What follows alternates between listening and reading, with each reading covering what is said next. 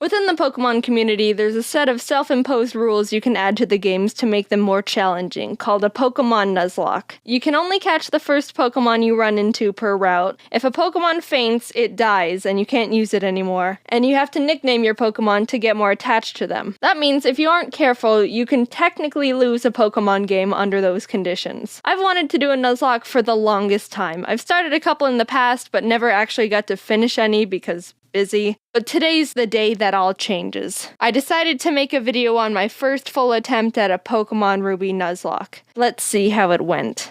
After breaking free from the back of the moving truck my mom stuffed me in and introducing myself to the neighbor Brendan, the kid that I always thought was a monkey said that he heard screaming up ahead. Professor Birch is getting mauled by a level 2 Poochyena, so I let his Torchic out and she scratches the crap out of it. He gifts me Torchic for rescuing him, and I name her Teriyaki, my first Pokemon. Walking up the route more, I run into Brendan, who challenges me to a battle, where Teriyaki proceeds to also scratch the crap out of his Mudkip. Good job, Teriyaki, you're 2 for 2, doing great. Professor Birch gives me 5 Pokeballs, and the Nuzlocke has officially started. I walked back up to catch my first Pokemon and ran into a Zigzagoon. Alright, not the best, but I can work with this. You know, I think we're gonna have a really awesome adventure. Dude! So Teriyaki one-shotted Zigzagoon with a critical hit scratch, but whatever. Contain your murder a little bit, alright, guy? Route 102 is right around the corner, and that's where I was able to catch Corn the Seedot. Look at us, couple of friends ready to take on the Hoenn region together. After watching the weird kid Wally struggle to catch his first Pokemon, I continued on to Route 104 and found a little Tailo in the grass. Aggressive and screams when hungry? Oh yeah, I know your name. In Petalburg Forest, a Team Magma grunt jumps some random professor, so Ari and Teriyaki peck his eyes out. Oh, hello, Shroomish. I'm gonna name you Onion. I make it to Rustboro, and while getting ready to take on Roxanne's gym, Teriyaki kills another Zigzagoon I was about to catch. What's your problem with Zigzagoons, dude? But it turned out alright, because she also ended up evolving. Onion was able to destroy Roxanne with ease, and we got our first gym badge. Exiting the gym, we catch a glance that Team Magma is up to no good again. Something about the scorching earth or something. And this old man exclaims that they stole his Pico. Here's your dog. Also, you're coming with me. The mayor thanks me by turning me into his errand boy, and I arrive in Dewford to give a letter to Stephen. Alright, what do we got? Ugh. Okay, chomps. After finding Steven, it was time to take on Brawly, the next gym leader. Ari's a stone-cold killer and easily earned MVP in that fight. Things were going well, 2 badges in, and the team is looking good. On my way to the next city, I caught a tentacle on the beach.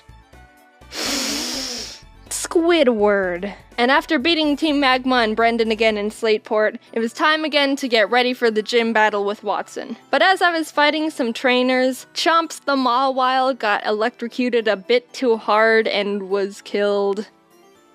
Jaden, let's battle. I want to show you how strong I am. Okay. Ari, this is an electric gym. You're not allowed to fight in here, so you can just wait outside. While battling the gym trainers, Onion evolved into Breloom, and together with Teriyaki, they were able to get another victory. Now we were riding high. 3 gym badges in and no main casualties. With our massive confidence, we decided to take on the Winstraight family's challenge of beating all their family members. I had Squidward out front to get him some experience, but we ran into some troubles with Grandma. Oh god, it's gonna do a high jump kick. We can take him out, but I need a clean switch first.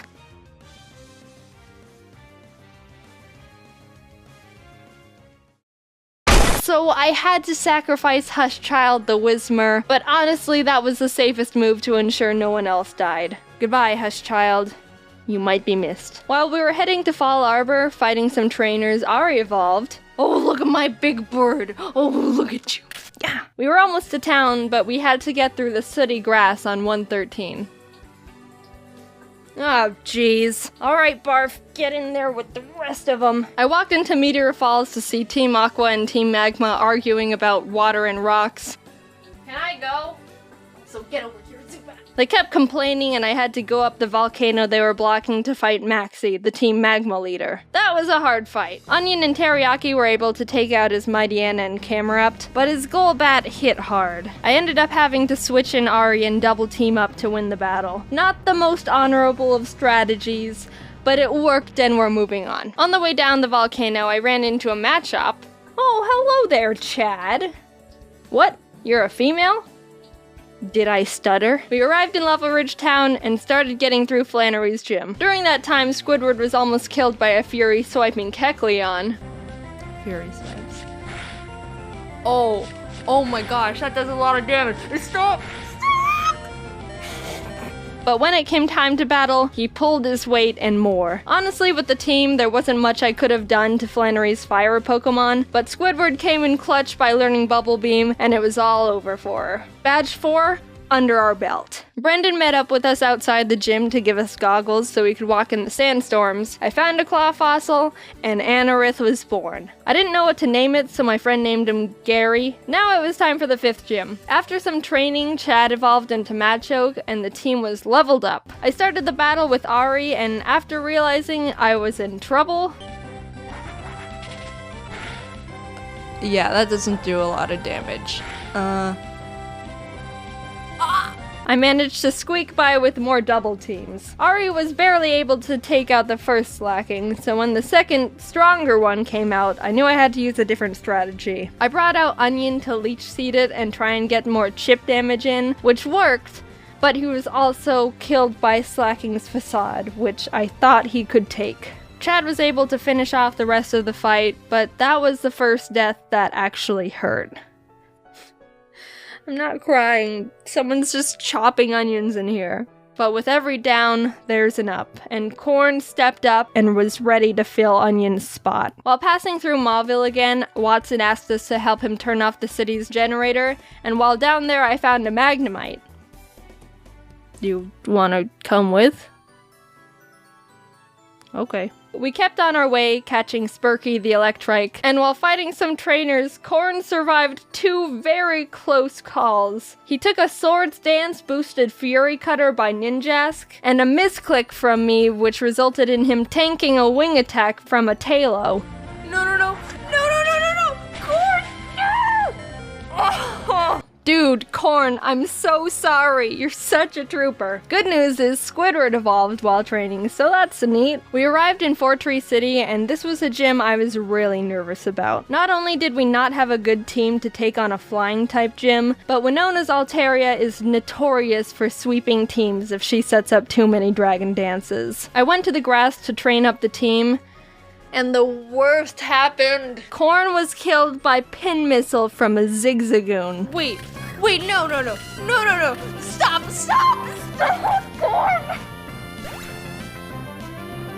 Corn! Corn!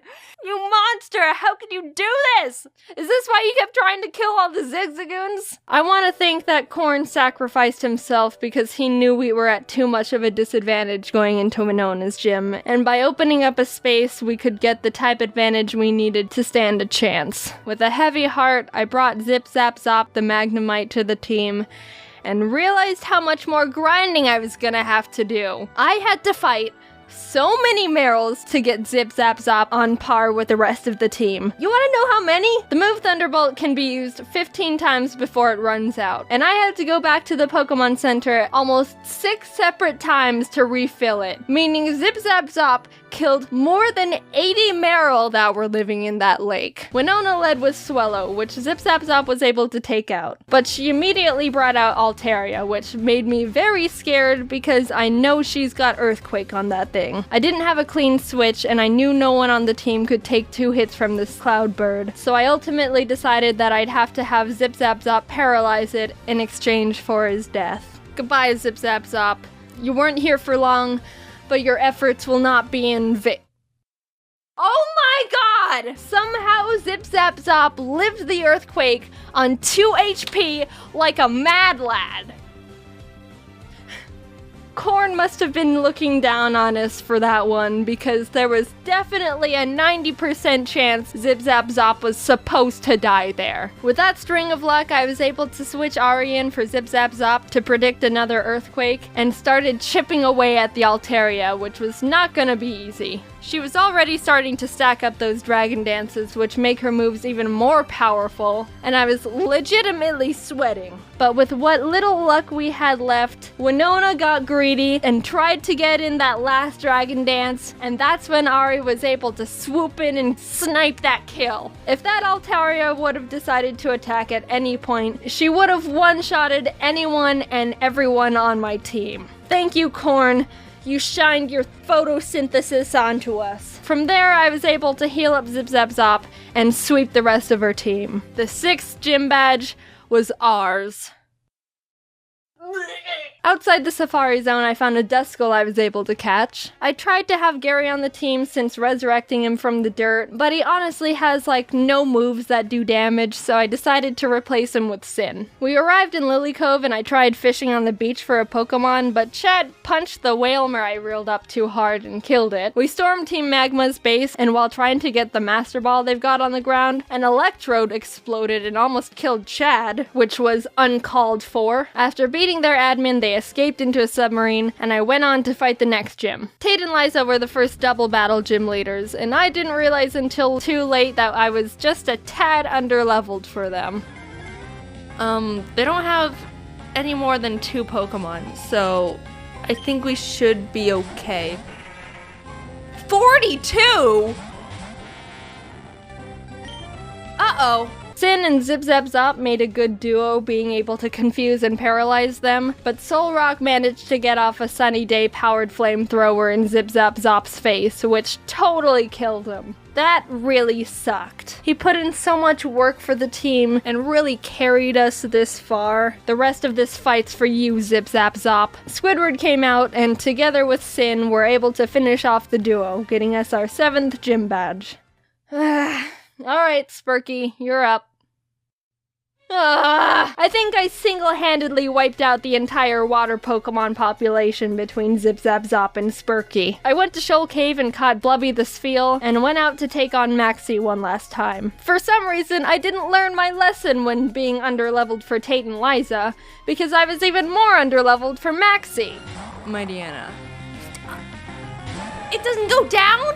This fight was rough. Chad was able to take out his Mightyena, but I resorted to Squidward when his Crobat came out, and luck wasn't on my side here, because Squidward was killed by a high-roll wing attack. The way Pokemon works is there's a small range of damage an attack can do. It's not actually the same all the time, and it's kinda based on chance. So even though it looked like Squidward could have lived 2 wing attacks, Maxie was able to get a low roll on the first one, and a high roll on the second, which was the death of Squidward. But it wasn't time to give up. We had to persevere.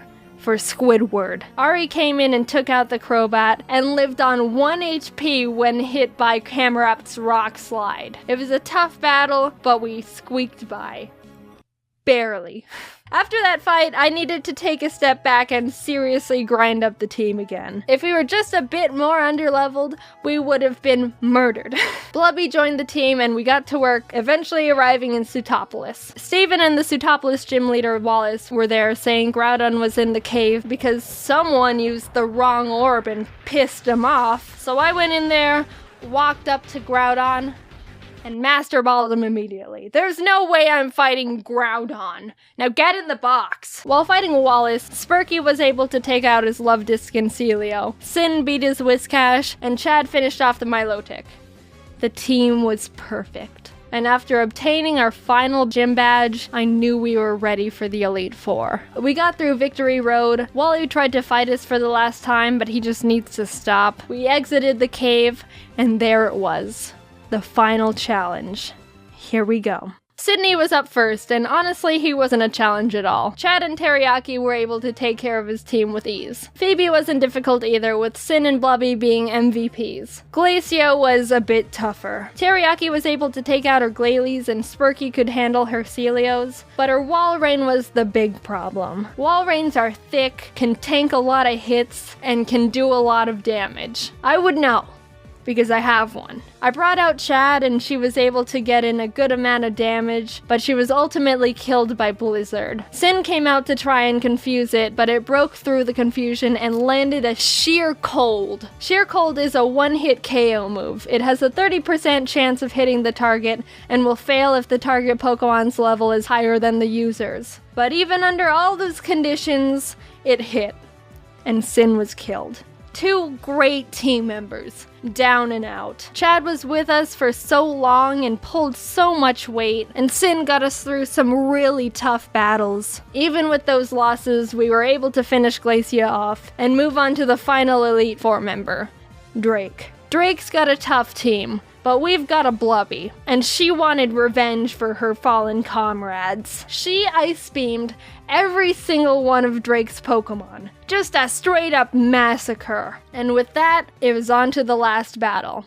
Steven Stone. I was legitimately nervous. I led with Spurky to take out his Skarmory as quick as possible, and Blubby was able to take out his Claydol and Aggron, but then came his Metagross. This might be the end. Metagross is Steven's strongest Pokemon, so I needed to hinder it as much as I could before it started doing serious damage. I knew his Metagross had Earthquake, which would definitely take out most of my team, so I had to have Spurky Kamikaze to get a paralysis off. Blubby came out again, and after a lot of hard work, finally beat the Metagross by spamming Surf. Teriyaki was able to finish his Cradily, and his final Pokemon was Armaldo, Gary's final revenge for getting booted from the team. I brought out Blubby because Teriyaki was pretty weakened, and after realizing she gets two-shotted by him, I knew she was gonna have to die. So with a heavy heart, Blubby pulled off her last Surf, getting Armaldo in the red, and was killed. Teriyaki, the Pokemon who's been with us from the start, who'd seen her friends die in front of her, the OG, refused to let any more murder happen. Onion, Corn, Zip Zap Zop, Squidward, Chad, Sin, Spurky, Blubby. Their zeros and ones won't go down in vain. One good kick to the head, and we did it. We completed the Pokemon Ruby Nuzlocke. Teriyaki and Ari were the only survivors, but the whole team put in a lot of work to get us to number 1. A cheers to the true Mad Lads.